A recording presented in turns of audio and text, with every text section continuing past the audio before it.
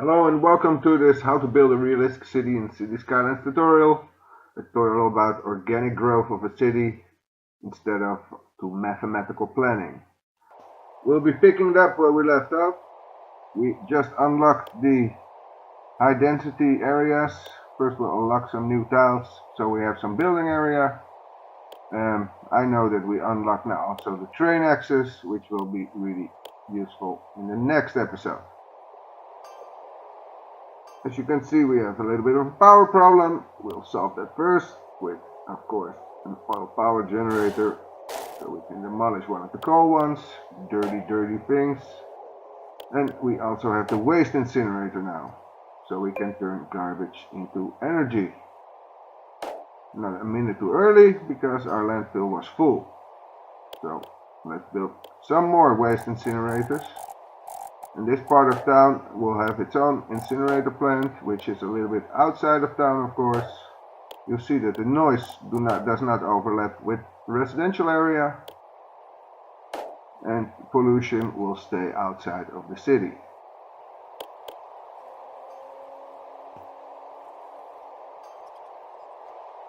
Okay, let's get down to business. We need an extra off ramp for the highway into the residential area. We'll make room and we'll start building a big roundabout. Picked up this trick from some YouTube video, very handy. Just use dirt roads and then make a nice straight roundabout. Beautifully round. Put the highways over it. That's something I had to learn myself. Oh, they're very close now. Doesn't matter. If it fits, and why not make a little funny thing in it? And there we go. Now make an access from the highway to the roundabout. There we go. One going up, one going up, and one going on, and one going up. And now we have room for two 6-lane roads to connect, and this will absorb a lot of traffic. That's done. Now we connect that one with our 6-lane road going nowhere at first, but now has a nice highway connection. Just making an extra curve in it to follow the shoreline, and yeah, why not?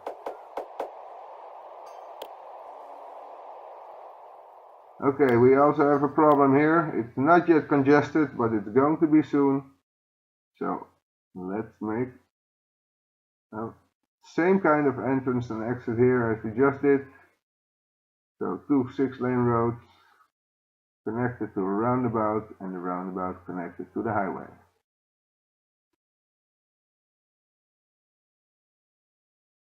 It's nice, it's elegant. You can, as you can see, you can build it.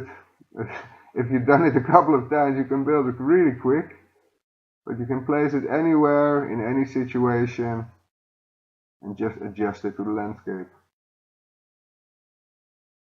And if you do not have room for it, make room. I would really urge you. Here I do actually the same, but in a smaller version, a small roundabout, but actually that's going to work a little bit different, because this roundabout will be on the inside, and I'll show you what that means. There we go. And now I just use 1-lane exits, because this one will be less frequently used than the other ones, because here we only have farms. That being said and done, now this also is going to be congested if we do not work something on it. Here we make the exit to the roundabout and an entrance into one-way roads, and that works perfect. Look at that flow.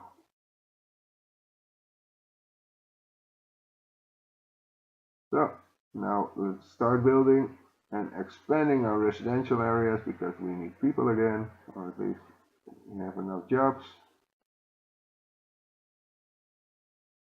And we'll expand this in a little bit differently layout as before, but basically the same.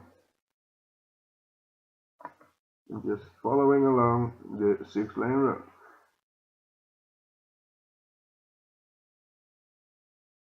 The funny thing is the residential area do not generate that much traffic.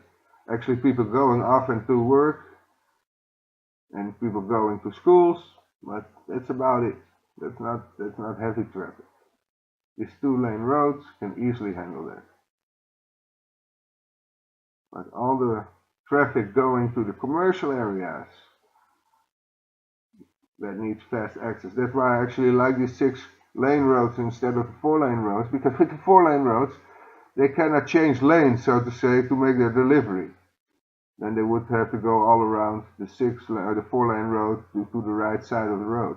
And here they just can whoop across the road without really congesting it. They're a little bit more expensive, but I don't mind. And there we have it. Some little... As you see, I do plan ahead, but only small parts, just little parts of a puzzle being put out and not really knowing the shape of the puzzle yet, but every tile fits at the end of the first one, and there we go. Just connecting the bus lines again. In the next episode we'll make more advanced traffic system, public transport system. Here's also a nice trick I like to do. I just put out the cemetery and some residential area, but I'm replacing that with offices on the outside, because offices are perfectly to block sound. They do not mind sound, but they do not generate it themselves. Isn't that great? I plant some trees to bring this part also to life, and also out of sight. That's really important for me. I don't like to look at these things, but if they're behind trees, you don't really see them. Now it's just keeping on expanding some low and some dense residential areas. And now I put the offices on the outside and the commercials on the inside, and I changed it around because, just what I said, the commercial doesn't mind sound, the offices don't mind sound, and the highway is closed. So why not put sound and sound together, and then a blocking of the offices, and then we go to residential area. Nobody gets sound sick. This also needs some waste incineration. Nobody likes that, so put it a little bit away. And with all the trees, it's out of sight. And then we approach the end of this tutorial. In the next tutorial, I hope to show you how to put up a nice public transport system. First we'll finish up this industrial area, actually in the same way as we did with the residential area, putting the 6-lane road around, so we can also put a train station on it later, which we just unlocked.